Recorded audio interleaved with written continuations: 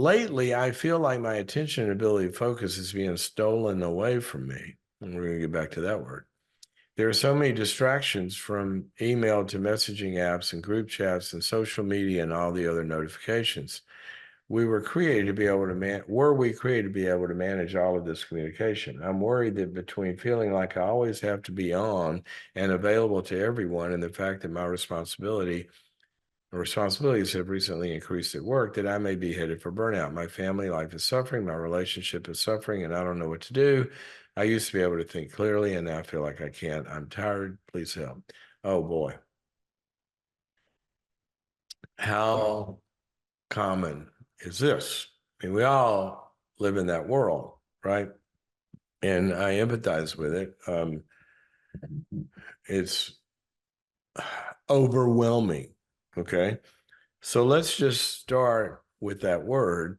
It is overwhelming, the amount of things that clamor for your attention. Okay. Overwhelming. They have strategies. You know, there are big buildings out there with really smart people trying to figure out how to get your attention and how to lure you in. I can't remember what that movie was. What was it? Uh, what was I Need Help, where they show the algorithms of how they get you, right? The Social Network. Yeah, there's a good one. Every time you click on something, there's a bunch of people that are instantly have one step closer to finding you, right? And giving you something that might hook you. Okay. Boy, I'm glad I started with personal responsibility today, because that is the issue about this. Lately, I like my attention ability focus is being stolen away from me. Okay, now I don't mean to be harsh here, buddy, but the phone is in your hand,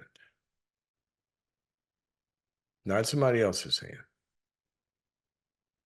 The computer or the tablet is on your desk. Okay.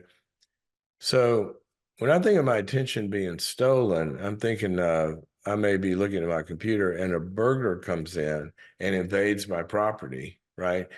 And, whatever.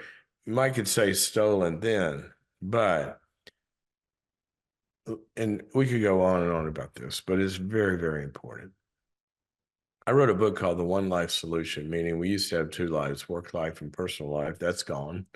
Why? Because the boundaries went away. You used to go to work and you were at work from 9 to 5 or something. There were time and space boundaries that protected you. Well, the internet wiped all that out. Now they can pierce the veil, find you anytime, anywhere, if you open the door. That's where we have to take responsibility for all of this attention that's being stolen. And in that book, I talked about something very simple. Here's the principle: find the misery and make a rule. See, what rules do is they protect us. They'll protect your attention.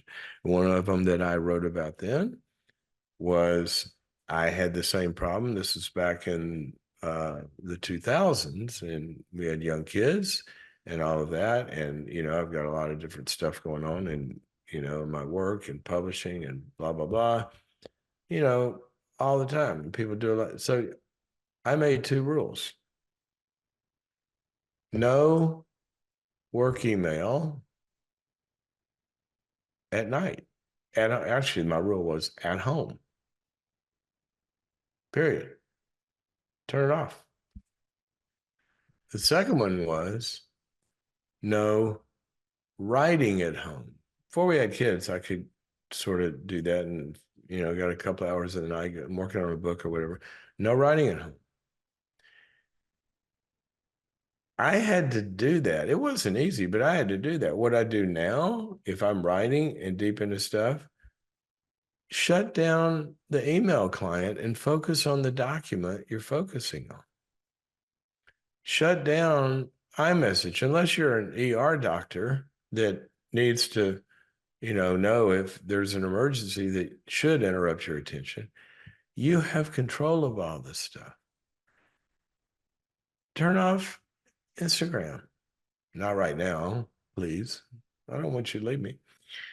Or whatever it is. In other words, there are zones that you can reclaim your attention. I think I did cry one night. My daughter, oldest daughter, when she was in high school, they had this group she called the squad, and we still call them the squad. There were 6 or 7 girls that they just did life together. And once a week, they would have a dinner where the squad would get together and process life.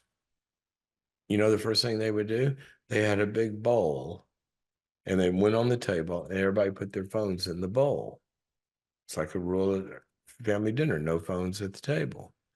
You can do this. I'm worried about your burnout because it can happen, and we are not designed to do all of this stuff all the time.